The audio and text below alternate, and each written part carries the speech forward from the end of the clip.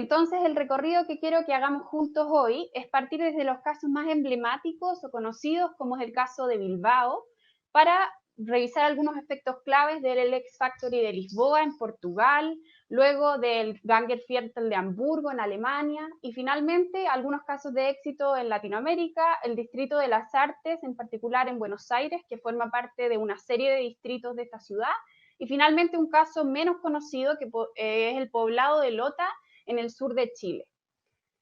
La idea es que hagamos primero una diferenciación entre una ciudad creativa y una ciudad recreativa. Lo recreativo, por definición, es todo lo que no es trabajo, pero la ciudad creativa lo que busca es un balance entre las dinámicas de trabajo y ocio.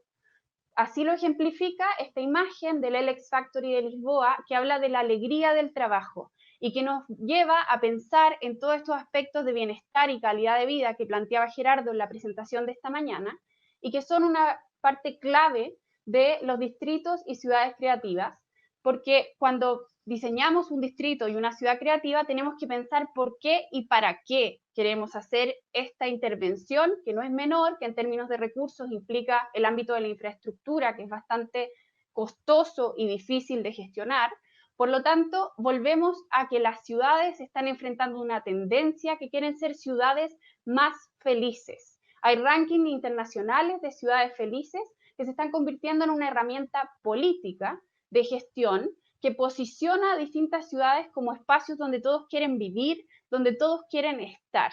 Por lo tanto, las ciudades creativas y los distritos creativos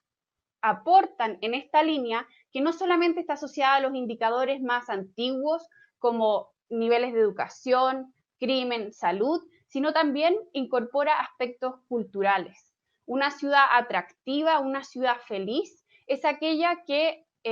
atrae tanto el capital como los turistas y los creativos, los residentes de siempre, los visitantes, y que tiene una gran amenaza constante, porque atractiva a qué costo. Estas imágenes son algunas de las muchas imágenes de casos. Por ejemplo, en la de la izquierda es el caso del X Factory en Lisboa, en la derecha el caso de los distritos creativos de Montreal, donde las ciudades se han puesto como objetivo ser ciudades destino, ciudades muy atractivas para externos y para inversión, pero eso enmascara ciertos aspectos de inequidad y segregación, que es una preocupación muy fuerte del ente público y que en Latinoamérica se está tratando de trabajar cuando se desarrollan estos distritos o ciudades creativas. Es así como las ciudades no solamente queremos que sean atractivas, sino que sean vivas, que tengan espacios de activación tanto de día como de noche, que tengan cabida para la informalidad, aún muy presente en América Latina, y que incorporen el envejecimiento que es cada vez más fuerte en nuestras ciudades. Por lo tanto, hemos dicho que los distritos creativos trabajan para ser más atractivos, al mismo tiempo para estar vivos, y también trabajan aspectos de inclusión. Esto significa que trabajan no solamente, como decíamos antes, con grupos de inversión, con grupos de creativos que tienen un capital, sino también con pequeñas y medianas empresas, con creativos individuales y que en términos urbanos trabajan en dos aspectos que son distintos. El primero es la gentrificación, que es un fenómeno que pueden haber escuchado bastante ustedes, asociado a las imágenes anteriores de espacios cerrados, de gente expulsada, pero la gentrificación se refiere a subir los índices de educación y de ingresos de una población, que puede ser incluso la mejora de la misma población residente, y la alerta, lo más importante, que la política pública debe estar muy atento, es el desplazamiento, que no es lo mismo, que significa que las condiciones de un espacio, un distrito creativo en este caso, una ciudad creativa, cambian de tal forma que las personas que vivían ahí ya no pueden vivir en este lugar. Esa es una señal de alerta y bajo esa señal de alerta tenemos ciertos aliados. Uno de los aliados importantes que mencionó Gerardo son las agendas globales, como los Objetivos de Desarrollo Sostenible, porque nos permiten trabajar no solamente con el sector de la cultura, sino aportar directamente al ámbito de la educación, del bienestar, de la industria, de las comunidades y ciudades sostenibles, muchos otros sectores. Por lo tanto, la cultura, que muchas veces es un sector bastante pequeño dentro del Estado nacional, regional o local, se asocia a partir de estas agendas y puede generar proyectos conjuntos. Y ahora si trasladamos toda esta teoría a la práctica, vamos a cómo y dónde podemos hacer una ciudad y un distrito creativo. Una primera herramienta muy obvia es la de la Red de Ciudades Creativas de la UNESCO, que es una herramienta útil de posicionamiento, de marketing, de cooperación internacional, pero no es la única. En el ámbito del marketing, uno de los casos excepcionales que todos miramos continuamente es el caso del Guggenheim de Bilbao. Aquí está, pueden ver mi cursor, ahí está el Museo del Guggenheim. Eso es la postal más famosa de este espacio que también, al igual que la Red de Ciudades Creativas, trabajó en el ámbito del marketing y la imagen de ciudad, pero detrás del Guggenheim hay una historia mucho más profunda de coordinación de distintos entes públicos, y eso va a ser el elemento clave que les voy a repetir durante las diapositivas que vienen. El caso de Bilbao contaba con terrenos públicos en el borde del río. Eso significa que el gobierno era dueño de la tierra donde se desarrolla la innovación. Asimismo, contaba con un modelo de impuestos de la provincia de Vizcaya que es bastante particular, porque la provincia puede hacer uso como quiera de los impuestos que recauda. No están catalogados para una inversión específica. Eso es bastante provechoso, por lo tanto, permitió que generaran una corporación, que es la Corporación Bilbao Ría 2000, que no es una corporación cualquiera, porque Bilbao detecta que al momento de coordinar la inversión para la innovación en estos terrenos del borde del río, el problema no iba a ser el mercado, porque el mercado iba a llegar, iba a formar parte en la medida que generara ganancia. El problema iba a ser la coordinación entre los distintos entes públicos. Por lo tanto, Bilbao Ría 2000 tiene como desafío coordinar a los distintos sectores de nivel nacional, regional y local, y, por ejemplo, al Ministerio de Agua y Saneamiento, al de Transporte, al de Cultura, Educación, todos en una corporación que tiene una agenda común y que trabajó bajo un sistema de multilotes. Eso significa que compraban un lote, lo desarrollaban, lo entregaban como garantía y con esa plata podían desarrollar el lote de al lado y así. Eso permitió una serie de mejoramientos fantásticos que se ven en las postales de Bilbao, ya bastantes años de ocurrido esta inversión, que es la limpieza del río, porque tenía un problema ambiental muy fuerte por área industrial, trenes del área metropolitana que conectan esta zona y la vuelven un enclave muy bien conectado a las distintas áreas de la ciudad, el desarrollo en exindustrias, la formación tecnológica continua y una red de espacios culturales. Por lo tanto, el museo que veíamos aquí en la parte inferior de la imagen, no es el único espacio, sino es solamente lo más visible. Y muchas ciudades han querido convertirse en Bilbao. Entonces, la pregunta que muchos hacen y que me ha tocado contestar trabajando con ciudades de América Latina es ¿cuál es la receta? La receta, según una analogía del economista Paul Romer, se podría analogar a la receta de cocina. Por lo tanto, la economía urbana y la cocina compartirían que con ingredientes relativamente baratos podemos convertirlos en un producto elaborado de mayor valor. Hacer siempre una misma receta en cocina es bastante tentador porque sabemos que nos sale bien. Por lo tanto, podemos repetir siempre el mismo plato, el plato de la abuela, el único que sabemos hacer, etcétera. En el caso de los distritos podría ser lo mismo. Podríamos repetir exactamente el caso de Bilbao u otro que nos parezca interesante, pero tenemos una alerta, tenemos un riesgo, que repetir constantemente con los mismos ingredientes puede agotar estos ingredientes o incluso puede volverse aburrido. Comer todos los días lo mismo puede volverse muy aburrido y ese es el caso de los distritos creativos. Por lo tanto, recordamos lo que nos decía la urbanista Jane Jacobs, que es que el desarrollo, a diferencia del crecimiento económico, es diferenciación, es nueva diferenciación con lo que ya existe. Es decir, no queremos repetir siempre lo mismo, no queremos esta imagen que podría estar en muchas ciudades,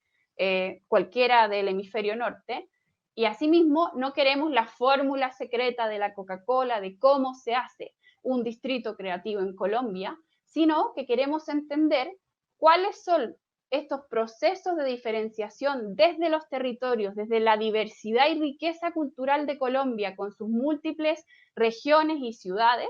y para ello yo les quiero facilitar algunos ingredientes clave, algunos procesos que han funcionado constantemente en distintos lugares, pero que se tienen que adaptar a la diferenciación local. Por lo tanto, para quienes quieren trabajar en un distrito, en un corredor o en una acupuntura es hacer intervenciones estratégicas menores creativas, les voy a contar 5 ingredientes recomendados y 3 pasos imperdibles en la preparación. Vamos con los ingredientes. El primer ingrediente, siempre clave, son las personas. En este caso, las personas deben ser socios. Para que un distrito creativo funcione bien, siempre hay algún ente que es el primero en ser el promotor del lugar, pero luego trabaja en coordinación con otros. En el caso de Buenos Aires, el ente promotor es el sector público, pero luego se coordina con la otra serie de socios. En el caso de Lisboa es el sector privado, quien comienza todo el desarrollo del X Factory. En el caso del Gangerviertel de Hamburgo es la cooperativa o agrupación de creativos. Y en el caso de Lota son las comunidades locales con los creativos y la sociedad civil juntos para luego incorporar, por ejemplo, las instituciones educacionales como el ESAP, que juegan un rol clave en toda la implementación y desarrollo de capacidades durante la etapa de diseño, ejecución y evaluación. El segundo ingrediente son los edificios o zonas abandonadas o subutilizadas. En este caso es la Usina de las Artes, que era una planta eléctrica en el sur de Buenos Aires y que es un centro cultural del Distrito Creativo de las Artes desde 2011. Este es el caso del X Factory en Lisboa, que era una fábrica textil y que acoge un centro de emprendimiento e innovación. Y es muy importante decir que aquí no solamente trabajan creativos, sino que trabajan abogados, contadores, ingenieros. Se genera un espacio de cooperación y sinergias. Este es el caso de los edificios que estaban muy abandonados en el área de Callejones o Gangerviertel de Hamburgo, que hoy en día es un barrio de uso mixto y vocación artística. Y el último caso, y tal vez menos conocido, es comentarles del caso de Lota, que era un espacio de explotación de carbón en el sur de Chile, que hoy se encuentra con la mina cerrada y por lo tanto debe reinventarse y ha tomado su valor paisajístico y cultural como la herramienta para postular a sitio patrimonio mundial y para desarrollar toda una economía creativa y un ecosistema en un espacio económicamente muy deprimido. Recordarles que no es coincidencia que el patrimonio sea el lugar que eligen los distritos y ciudades creativas, porque el patrimonio cultural es la suma de nuestras creatividades pasadas. Todos los espacios de innovación y mejoras que sorprendieron a quienes vivieron antes se concentran en lo que hoy valoramos como nuestro patrimonio. Y eso nos lleva a pensar en nuestro tercer ingrediente. ¿Cuáles son las motivaciones e incentivos detrás de este grupo de actores que veíamos y detrás de este grupo de inversionistas que deben trabajar para que la infraestructura, usualmente deteriorada o abandonada, cobre vida? Y volvemos al caso de Bilbao Ría, que como les comentaba,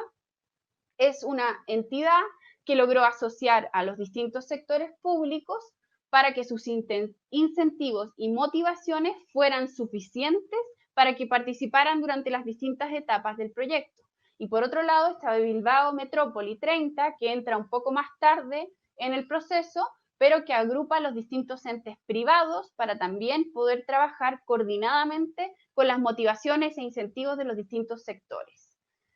Caso distinto es el caso de Buenos Aires, donde podemos ver en el mapa los distintos distritos se ubican principalmente en la zona sur de la ciudad, que en este mapa con concentración de rojo vemos que es la zona que tiene mayor acumulación de pobreza. Por lo tanto, los distritos responden a una política pública que busca llevar inversión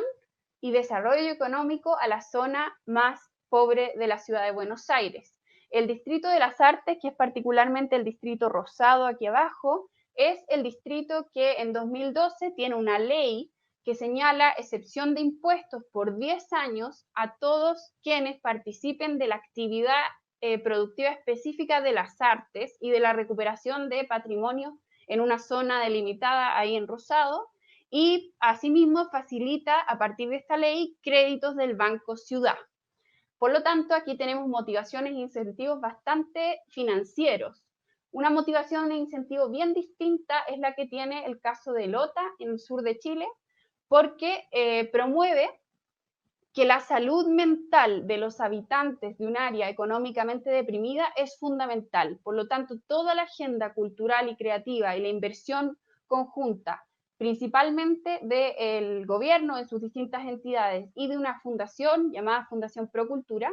es orientada a la salud mental de la comunidad, entendiendo que hubo un proceso de daño donde esta comunidad se ve sin su fuente laboral por el cierre de la mina, y que ese proceso de daño es colectivo, por lo tanto, la reactivación económica también debe ser colectiva. Y se instaura un modelo de acompañamiento de 10 años por esta fundación que complementa la inversión pública y que trabaja con las fortalezas identitarias del lugar para volver a sacar, por ejemplo, la industria de la cerámica artística de este lugar, que estuvo cerrada por muchas décadas, la industria de la gastronomía, o incluso un aspecto complementario a la cultura, pero muy clave, son los temas medioambientales, los temas de paisaje de este lugar, y trabaja con la Feria Libre para la generación de biocombustible, que es un promotor de desarrollo económico asociado a la cultura porque permite que las otras industrias también salgan adelante. La motivación en este caso, las personas, en el caso de Buenos Aires, instrumentos financieros, y en el caso de Bilbao, la coordinación de las distintas motivaciones. Por lo tanto, el cuarto ingrediente y fundamental es la localización y valor del suelo. ¿Cómo se asocia esto a todo lo anterior? Una vez que hemos definido quiénes son nuestros actores, qué lugar vamos a trabajar, tenemos que entender que el suelo puede ser una de las herramientas fundamentales para poder desarrollar una dinámica virtuosa en términos financieros, porque el suelo público pertenece a toda la comunidad, no solamente a los productores de industrias creativas y culturales, sino también a los consumidores, y por lo tanto es una herramienta muy valiosa para mezclar usos en la medida en que permite que algunos usos que generan menos ganancia convivan con otros que sí generan más, o también permite que espacios residuales, pero muy bien localizados, por ejemplo, sobre las estaciones de metro, en lotes de estacionamiento, en callejones, se utilicen con actividades atractivas y novedosas que aún no están posicionadas en la esfera masiva. La propiedad pública es una herramienta clave para el desarrollo de distritos y ciudades creativas, y la conectividad a través del transporte público, principalmente, y privado en algunos casos, es también clave para, o es un ingrediente fundamental. Este es el caso del Gangerviertel de Bilbao, que mezcla todos los elementos que les comentaba. Aquí en la imagen vemos que los primeros pisos tienen color blanco y amarillo porque valoran el frente de calle como el espacio donde se deben localizar las actividades más expuestas, las que tienen más venta público. Por lo tanto, los pisos superiores pueden mezclar más talleres de artistas, espacios de educación y finalmente vivienda de valor social o inclusiva. Eso significa que la tierra, en el caso del Gangerviertel, sigue perteneciendo al Estado y que las distintas actividades están gestionadas por el Estado para poder generar vivienda a sectores que no podrían acceder a esta zona central y al mismo tiempo actividad productiva asociada a las artes. Y el último ingrediente, pero no menos importante, son programas de educación y servicios ciudadanos continuos. ¿Esto qué significa? Es una de las herramientas fundamentales para evitar el desplazamiento, ya que facilita capacidades y habilidades nuevas a las personas, les permite seguir pudiendo participar del restaurante de barrio, de la panadería de barrio, acceder a actividades de teatro, actividades de rutas educativas, a actividades de recreación en espacio público, cosa que los habitantes se sientan parte de los distritos creativos, sean o no sean del grupo de creativos mismos. Y esto permite una vitalidad y una sana convivencia en el espacio. Y cuando pasamos al ámbito de la preparación o los procesos, hay solo 3 procesos clave que ya viene adelantado en la pregunta que le hicieron a Gerardo sobre prototipar. Cuando tenemos una receta de cocina, siempre nos dicen prenda el horno previamente. Nunca entendí muy bien por qué, pero en este caso es lo mismo, es romper la inercia, es preparar algo para lo que viene. Por lo tanto, los pilotos, los prototipos que sean evaluables y ajustables son clave. Ese es el caso de LX Factory en Lisboa, donde para romper la inercia usó festivales, por ejemplo, el festival que se llamó OFF, que fue un evento enorme, pero solo al inicio, porque en la medida que el festival fue muy exitoso y visibilizó este lugar, se fueron completando los distintos espacios que permanecían disponibles y las personas fueron desarrollando sus emprendimientos, por lo tanto el festival ya no tiene cabida en el espacio. No es un centro de eventos el Distrito Creativo, sino que es un lugar que utiliza ciertos eventos en la medida en que permiten generar un ecosistema creativo sano. El otro proceso es el proceso de clúster o proximidad. Esto es cuando te dicen tome todos los ingredientes de la receta y mézclelos, muy desarrollado por el autor Richard Florida, pero que está bastante cuestionado en el momento de ahora con el COVID. Por lo tanto, el COVID no nos invita a juntarnos, a generar estas sinergias, todos estos espacios de aglomeración que hablaba Richard Florida, pero sí nos invita a desarrollar la ciudad de los 15 minutos, que es esta apuesta por producción local, compra local, por audiencias de menor escala, por aprovechar el barrio en que cada uno de nosotros vive. Eso es lo que está haciendo el Gängerviertel de Hamburgo en esta pandemia. Entiende con ironía que el Gängerviertel vio su deterioro y su decaída previa en la pandemia anterior de principios del siglo XX, por lo tanto trabaja desde los creativos culturales con una serie de actividades lo más cercanas a su activación normal, pero con medidas de seguridad. También lo está haciendo el X Factory en Lisboa, donde hay pocos visitantes, menos que siempre, pero con medidas de seguridad y aún funcionando, y una serie de otras iniciativas en los distintos distritos que estamos conversando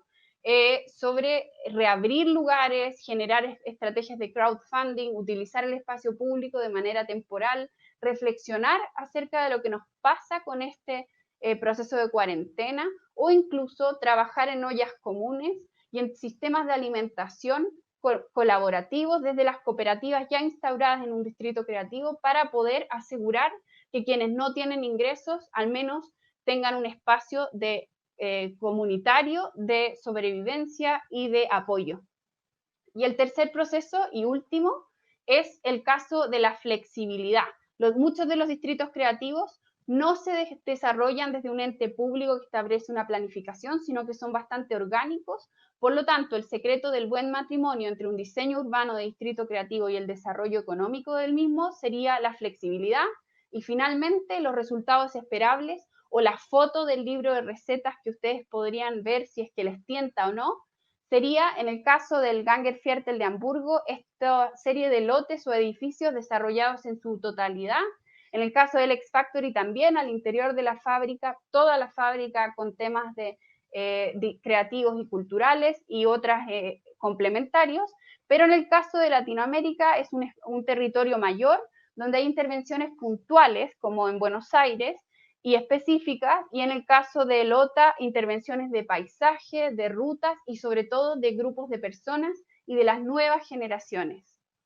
Finalmente, como resumen,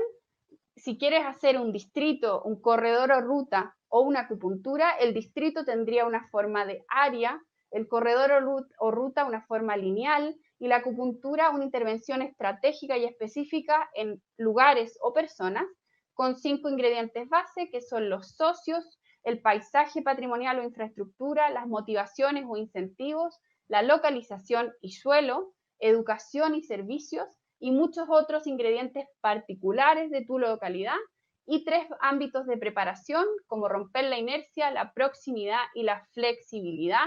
Y de estos 5 ingredientes hay solo 2 que no podemos modificar. La historia, el patrimonio de un lugar ya está, ya fue, y la localización es la que tenemos en términos geográficos. Por lo tanto, mi último mensaje es que revisemos lo que fue el territorio, para construir desde lo creativo y lo cultural una lectura y valor que le damos hoy y que valoricemos la ubicación, ubicación, ubicación, que ha sido siempre el mantra del desarrollo inmobiliario y que es también el espacio clave para trabajar distritos y ciudades creativas.